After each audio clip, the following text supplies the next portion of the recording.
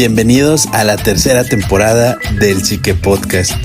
Aquí hablamos de salud mental, psicología, emociones, mente y cultura. Pero también es un espacio abierto al debate. Comenzamos. 1, 2, 3, 4.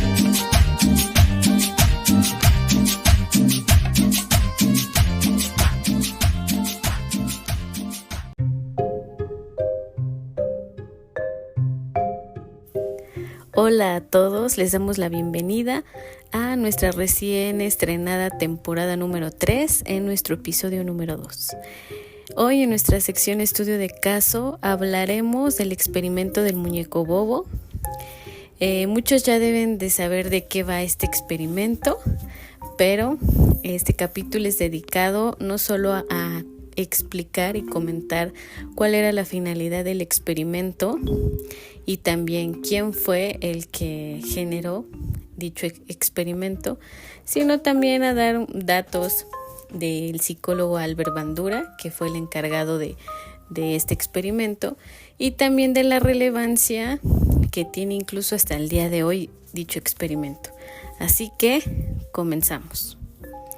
Entre los años 1961 y 1963, el psicólogo de origen canadiense Albert Bandura realizó un experimento para analizar el comportamiento de los niños y las niñas al ver modelos adultos mostrando conductas agresivas hacia un muñeco. El experimento del muñeco bobo es la demostración empírica de una de sus teorías más conocidas, la teoría del aprendizaje social.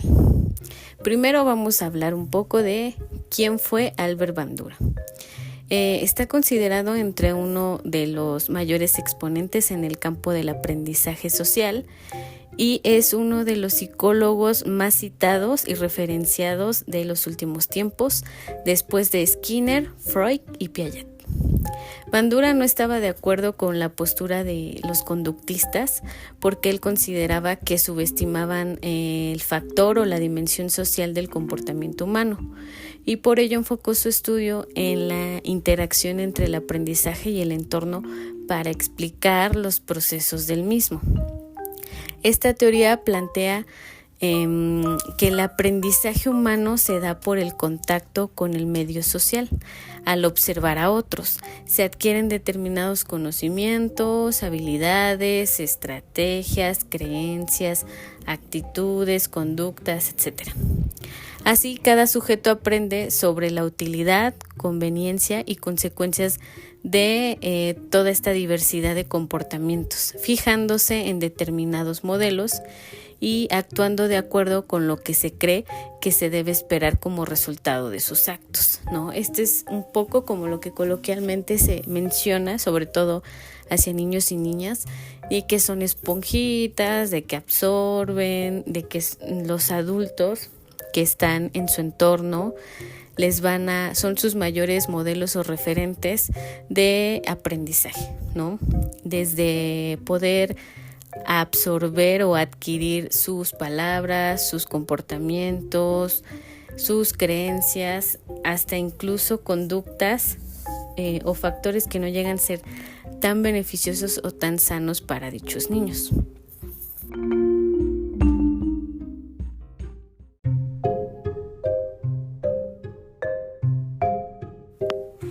Y en 1961, Albert Bandura empezó a analizar diferentes métodos para tratar a niños excesivamente agresivos, identificando el origen de la violencia en las conductas que representaban.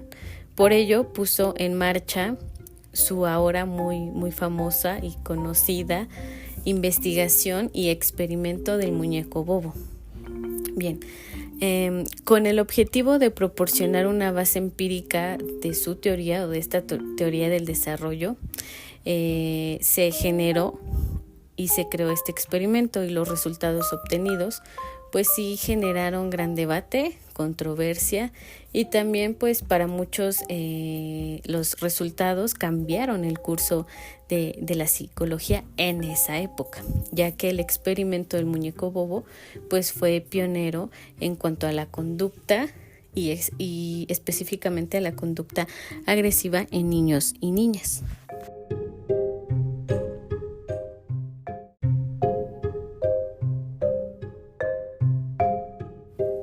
La base de este experimento consistía en demostrar que ciertas conductas eran aprendidas por los niños y las niñas a partir de imitar acciones de adultos, de modelos adultos, o sea, de su entorno, de su referente. En el estudio participaron 36 niños y 36 niñas de entre 3 a 5 años, y todos eran alumnos de la guardería de la Universidad de Stanford. Los niños se organizaron en 3 grupos. 24 fueron expuestos al modelo agresivo, 24 al modelo no agresivo y los restantes al grupo control. Los grupos fueron a su vez divididos por género, es decir, niños y niñas, y los investigadores se aseguraron de que la mitad de los niños estuvieran expuestos a las acciones de adultos de su mismo género y la otra mitad del género opuesto, a modelos del género opuesto. De forma individual, tanto el grupo agresivo como el no agresivo, pues cada niño era observador de la conducta de un adulto hacia el muñeco bobo. El muñeco bobo era un muñeco inflable que estaba caracterizado de payaso y era un muñeco que en la base tenía contrapeso, es decir, cuando se le empujaba hacia cualquier dirección, el contrapeso hacía que el muñeco regresara a su posición original, o sea, el muñeco siempre estaba rotando y rebotando, no se caía. Y era de plástico y aproximadamente medía 1,5 metros. Ahora, aquí van las predicciones del experimento. Bandura hizo varias predicciones clave sobre lo que ocurriría durante el experimento. Entre ellas estaba que los niños se comportarían de forma más agresiva que las niñas, que los niños que observaron a un adulto actuando agresivamente probablemente actuarían agresivamente incluso cuando el modelo adulto no estuviera presente, que era más probable que los niños imitaran modelos del mismo género que modelos del género opuesto, y que los niños que observaran el método adulto no agresivo serían menos agresivos que los niños que observaran el modelo agresivo, y el grupo de exposición no agresiva también sería menos agresivo que el grupo de control. Ya sé que está un poco confuso, pero cuando les comentemos el procedimiento va a ser un poco más claro.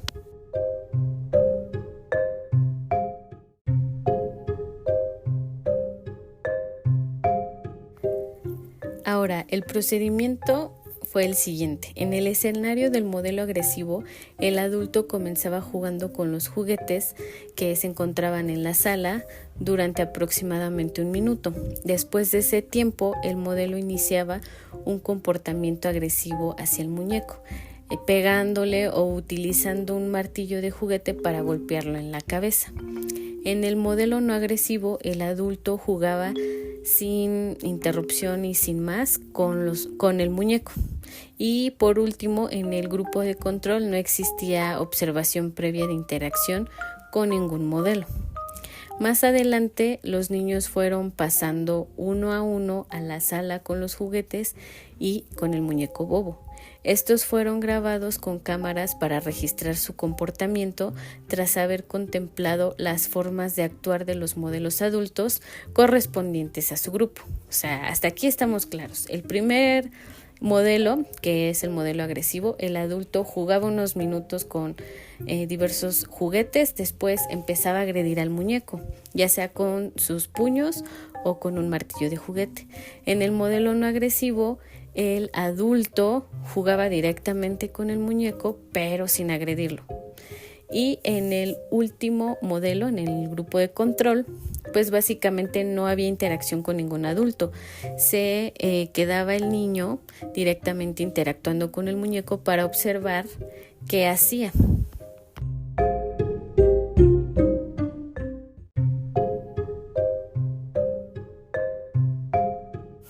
Una vez concluido el procedimiento, Bandura determinó que los niños expuestos al modelo agresivo eran más propensos a actuar con agresiones físicas que los niños que fueron expuestos a dicho modelo. y referente a las diferencias de género, su predicción previa al experimento, digamos, la pudo confirmar, ya que se concluyó que los niños estaban más influenciados por modelos de su propio género que por modelos del género opuesto. Y también se concluyó que los niños habían estado presentes en el escenario del modelo agresivo, pues el número de ataques físicos fue mayor en niños que en niñas, es decir, los niños mostraron más agresividad cuando se expusieron a modelos masculinos agresivos que a modelos agresivos femeninos. Otras conclusiones de este experimento fueron que hubo más agresión parcial y no imitativa entre aquellos niños que habían observado un comportamiento agresivo, aunque la diferencia para la agresión no imitativa fue muy pequeña. También que las niñas en la condición de modelo agresivo mostraron más respuestas agresivas físicas si el modelo era hombre y o mostraron también más respuestas agresivas verbales si el modelo era mujer. O sea, las niñas que se expusieron al modelo agresivo sí o sí mostraron agresividad, pero cuando vieron a un modelo masculino, su agresividad fue más física, y cuando vieron un modelo femenino, su agresividad fue más verbal. La excepción de este patrón general fue la observación de la frecuencia con la que golpeaban al muñeco bobo, y en este caso los efectos del género se invirtieron.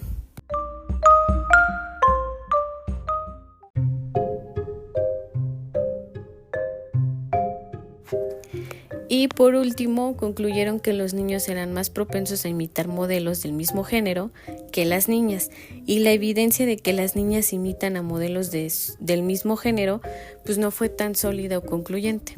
Ahora, ¿qué ocurrió después de este experimento?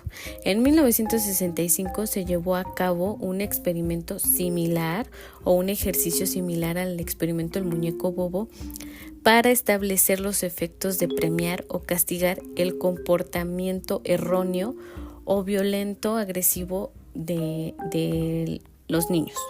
Las conclusiones que se obtuvieron validaban la teoría del aprendizaje por observación, y es que cuando los adultos son recompensados por sus conductas violentas, los niños son más propensos a seguir golpeando al muñeco. Sin embargo, cuando los adultos son reprimidos, los niños consecuentemente dejan de golpear al muñeco.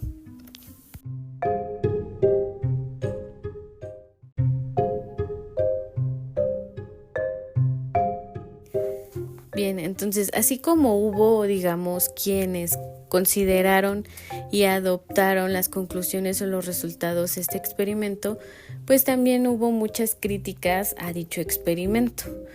Como en todas las teorías, el aprendizaje social de Albert Bandura pues no quedó exento de críticas, de incluso apelaciones o contraopiniones de sus conclusiones, de su mismo procedimiento y de cómo ensambló dicho experimento también. Entre ellas, o entre las críticas más destacadas, son que señaló que los sujetos del experimento eran todos hijos de estudiantes de Stanford de clase acomodada y exclusivamente caucásicos, lo que limitaba la muestra a parámetros raciales y socioeconómicos muy específicos, por lo que pues obviamente no podían confirmarse o aplicarse los resultados o las conclusiones. También se criticó la duración del experimento, ya que entre los estudios realizados en 1961 y 1963 podría haber actuado multitud de influencias externas y factores desconocidos sobre los niños y las niñas, sin contar su propia maduración, o sea, desarrollo y crecimiento y demás, e incluso pues su entorno mismo.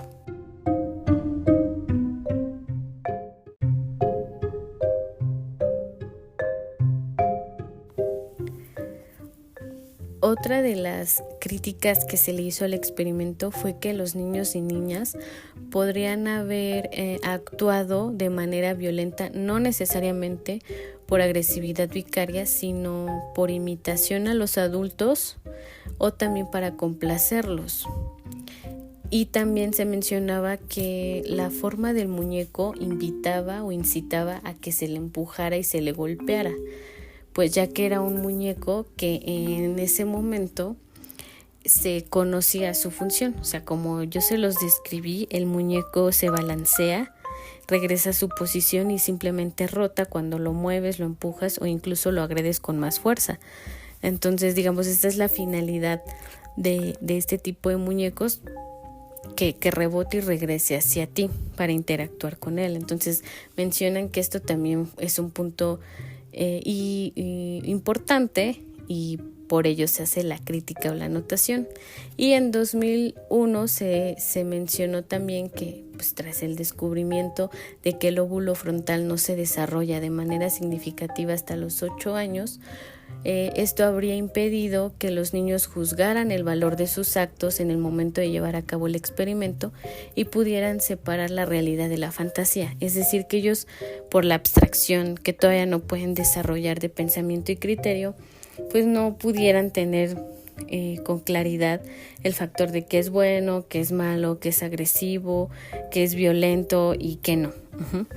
Y por último, se señaló que la teoría del aprendizaje social que estaba tratando de probarse con este experimento desestimaba la influencia o el factor importante de rasgos de personalidad, el antecedente genético de los niños, el entorno familiar, el nivel de desarrollo de sus cerebros y la diferencia en el aprendizaje o modelos de aprendizaje que llevaran sus padres o los encargados de su crianza y cuidado.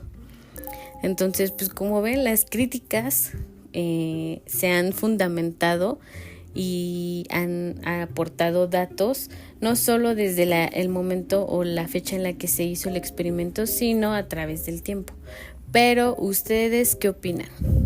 El experimento no es un experimento muy complejo, pero sí consideran al día de hoy que tiene muchos huecos o muchos factores que no colaboran a que siga siendo tan concluyente los resultados de dicho. Pero ¿ustedes qué opinan sobre el experimento del muñeco bobo? ¿Concuerdan con las conclusiones? ¿Concuerdan con alguna de estas críticas o no?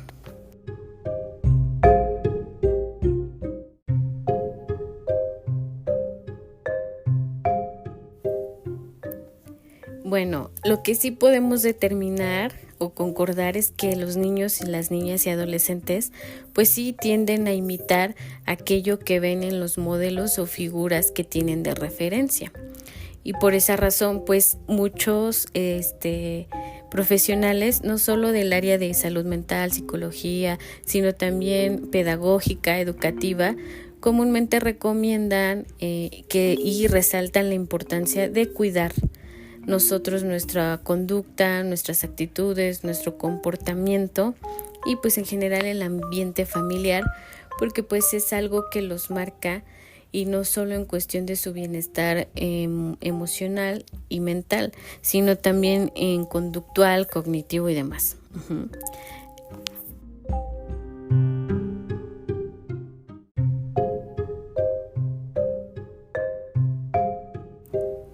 Y aunque los resultados del experimento del muñeco bobo no resultaron ser del todo concluyentes o comprobables a través de sus predicciones, y que los niños pues sí, no solo aprenden socialmente, sino que es muy probable y es muy factible que niños y niñas aprendan de los modelos adultos al observarlos.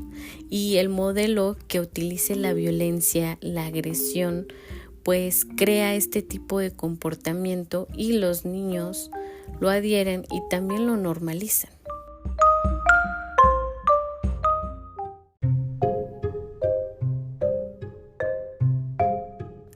Ahora, el aporte actual o la finalidad de poder resaltar o repasar este experimento no es decir que está bien y que está mal y cuestión de desacreditar y demás, sino a través de él podemos aprender y obtener algo, ¿no? El experimento del muñeco Bobo nos mostró la importancia del aprendizaje, que no basta solo con dar, por ejemplo, recompensas a la conducta o el comportamiento o imponer castigos, e incluso también haciendo énfasis de los castigos, por ejemplo, físicos, con violencia, con agresión. Los niños y las niñas tienen que tener un modelo, o sería ideal que pudieran tener modelos que los ayuden no solo conductual y cognitivamente, sino también emocionalmente. Porque pues esto deriva en que puedan experimentar o ser marcados de por vida por situaciones de agresión, traumáticas o violentas en su entorno, ya sea en el hogar o en su entorno próximo de convivencia.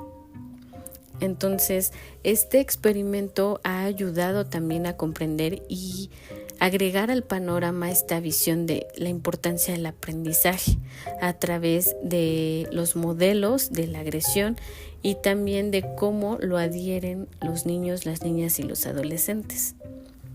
Y pues gracias a este experimento pues también se empezó a tomar más conciencia de la importancia de mantener un ambiente pues sano, sin tanta violencia. O sea, lo ideal sería sin violencia, sin agresividad, pero pues a veces no es posible del todo. Y también podemos tener ambientes en los que meramente en el hogar no hay abuso, no hay agresión, no hay violencia, pero niños que sí viven eso lo transmiten a otros niños que no, y ahí se derivan temas más importantes como acoso, violencia, agresiones, bullying, etcétera, ¿no? Entonces, más allá de concluir que está bien o que está mal, creo que tiene un aporte y una relevancia importante para el momento en el que se planteó el experimento, pero también incluso para el día de hoy.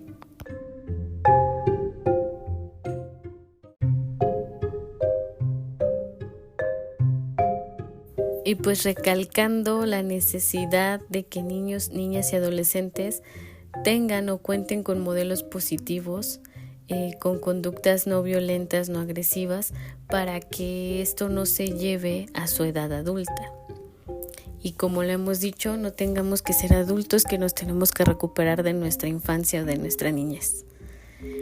Y pues ustedes cuéntenos qué les parece, qué les aporta este experimento, qué consideran que no estuvo pues tan bien, porque también hay un debate entre qué tan ético y qué tan no ético fue el experimento. Pero pues bien, eso ha sido todo por el episodio de hoy. Vamos con las recomendaciones de Alberto. Adelante.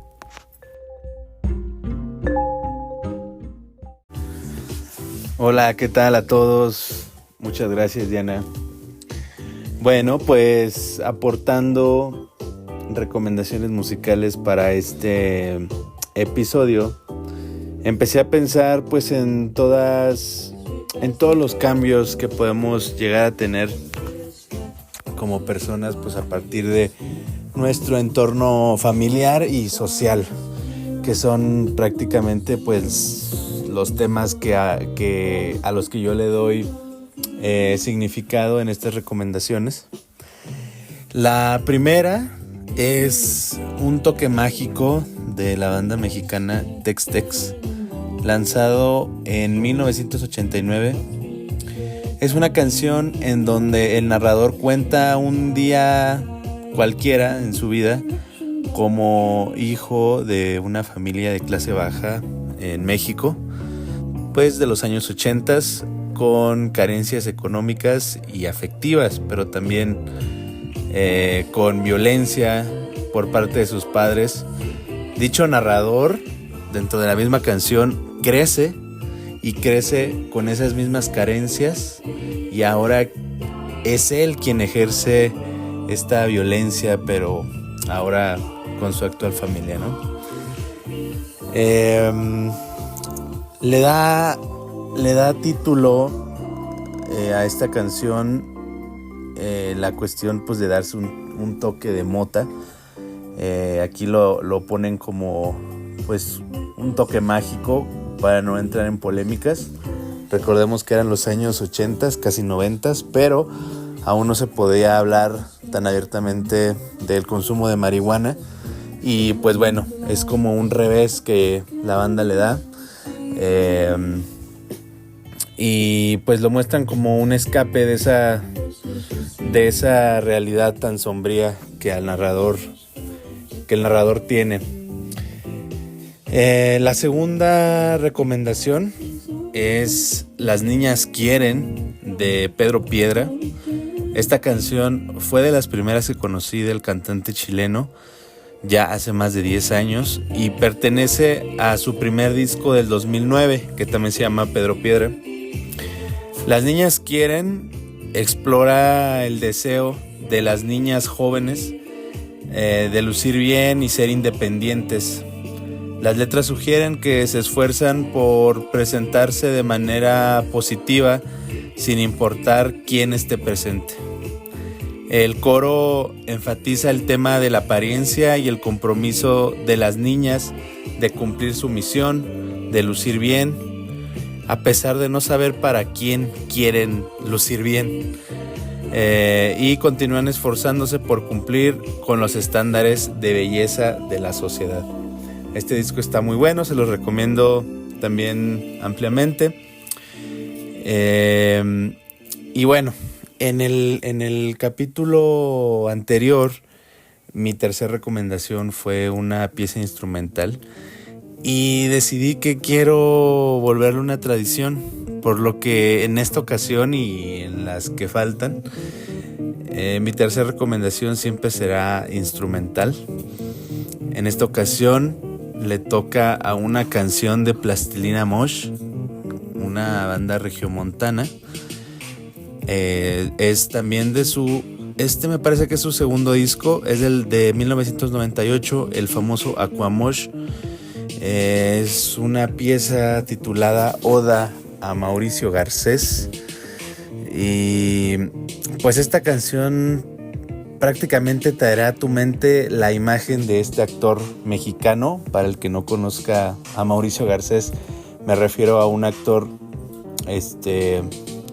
de películas de hace muchos años. Su filmografía abarca desde los años 50 hasta pasados los 80. Entonces, pues bueno, este actor se destacaba por ser una influencia entre los caballeros, gracias a sus películas con connotaciones sexuales y hasta eróticas, que en su mayoría siempre interpretó al galán mujeriego que nadie pudo domar, aportando pues conductas machistas a la sociedad mexicana y de habla hispana durante los 40 años que abarcó su carrera artística. Así es como llegamos al final de este episodio. Les agradezco mucho que hayan escuchado este podcast. Háganos saber qué les parecen estas recomendaciones musicales. Nos gustaría mucho conocer sus opiniones, que nos digan incluso si ustedes le encuentran algún otro significado a estas piezas musicales. Diana, no sé si te gustaría aportar algo ya para el cierre de este capítulo. Pues como siempre, muchas gracias por escucharnos y nos vemos en el próximo episodio. Así es. Nos vemos. Chau, chau.